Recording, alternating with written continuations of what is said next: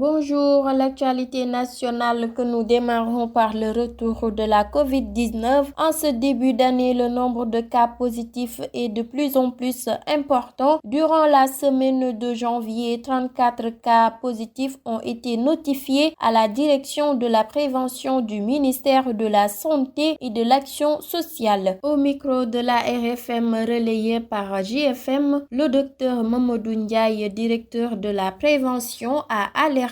D'abord, il faut signaler que la COVID-19 n'a jamais disparu. Il y a eu diminution significative des cas, mais les mesures qui étaient préconisées restent toujours valables, notamment le port de masque, les lavages des mains. Il s'est trouvé que nous sommes restés à un niveau tellement bas qu'il nous arrive de rester tout un mois ou 2 mois consécutifs sans même avoir de cas. Maintenant, il s'est trouvé qu'au mois de fin décembre, début janvier, il y a eu régulièrement 2 ou 3 cas qui sont notés et notifiés, explique la blouse blanche. Dr Ndiaye a signalé que depuis le début du mois de janvier de 2024, nous avons totalisé 34 cas positifs signalés dans le pays. Le BRT sera inauguré le 14 janvier et pour un bon déroulement de la cérémonie, le chef de l'État a abordé le sujet en Conseil des ministres. Le président Macky Sall demande au gouvernement de prendre toutes les mesures adéquates pour assurer, avec l'implication notable des villes Guédiawaye et Dakar, des communes et populations polarisées, un bon déroulement des activités marquant l'inauguration du BRT. Le BRT est un mode de transport innovant, écologique, 100% décarboné qui va remodeler le cadre de vie de la capitale Dakar, note le communiqué du Conseil des ministres parcouru par Sénégal. L'actualité nationale que nous terminons à Foundiougne, l'école élémentaire Tafsir Alioune Mor Boye de Foundiougne, classée site historique pour avoir été fréquentée par le président de la République Macky Sall durant ses années d'études primaires. La décision a été prise par le ministre de la Culture et du Patrimoine historique du Sénégal, Aliou Sow, mardi lors de l'ouverture du Salon national du livre à Fatick, rapporte l'APS visité par Presse Afrique. Justifiant sa décision, Aliou Sow soutient: j'ai pris un arrêté ministériel pour classer site historique l'école primaire où le président Macky Sall a appris à lire et à compter. Selon lui, la réussite du président Macky Sall est attribuable à l'éducation qu'il a reçue dans cette école. Faisant référence au président Macky Sall, le ministre a également souligné l'importance de célébrer un homme de culture, un défenseur de la culture. Pour cette année, le thème retenu est la culture sous le magistère du président Macky Sall, en hommage au chef de l'État. C'était tout pour l'actualité nationale. Place maintenant à l'actualité internationale.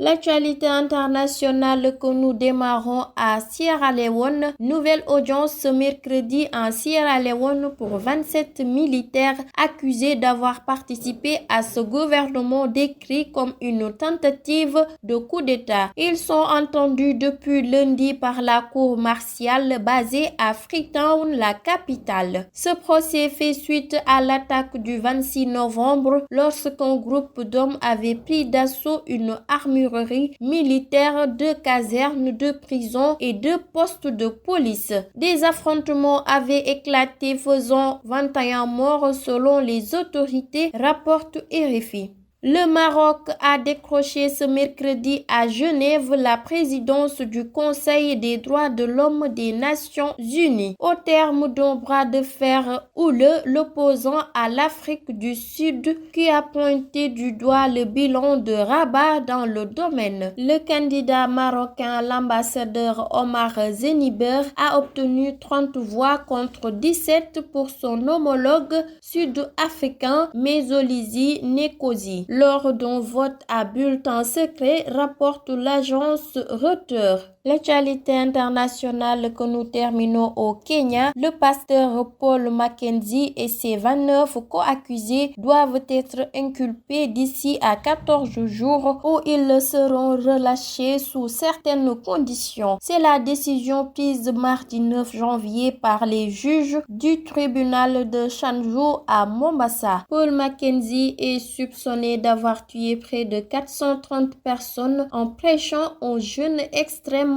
pour rejoindre Jésus, informe RFI. Le bureau du procureur a demandé un nouveau report du procès compte tenu de l'ampleur de l'enquête. C'était tout pour l'actualité internationale. Place maintenant à l'actualité sportive.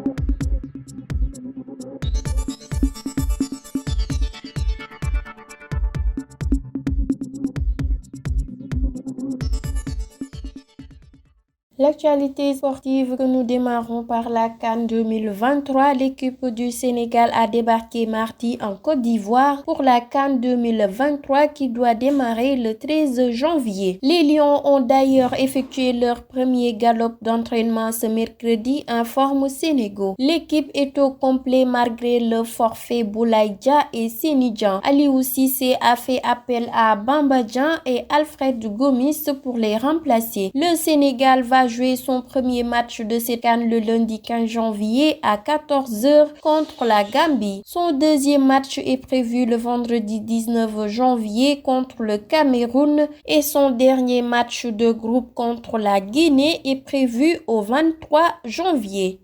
La route vers la Côte d'Ivoire est tumultueuse pour la Gambie. Après l'histoire des primes, les Scorpions se sont envolés ce mercredi soir pour Yamoussoukro, se trouve actuellement en Gambie. Les raisons évoquées sont incroyables mais vraies. C'est la Fédération gambienne de football qui confirme l'information qui a fuité sur la toile. Les joueurs gambiens se trouvent actuellement à Banjul après avoir décollé de l'aéroport en partance pour la CAN 2023, le vol a duré 9 minutes en vol quand l'équipage s'est rendu compte et a immédiatement demandé à revenir à Banjul. Lors de l'atterrissage, les enquêtes préliminaires ont indiqué qu'il y avait une perte de pression de la cabine et d'oxygène. Cependant, l'équipe technique de la société exploitante du vol Air Côte d'Ivoire évalue plus avant la situation pour déterminer ce qui a causé le manque d'oxygène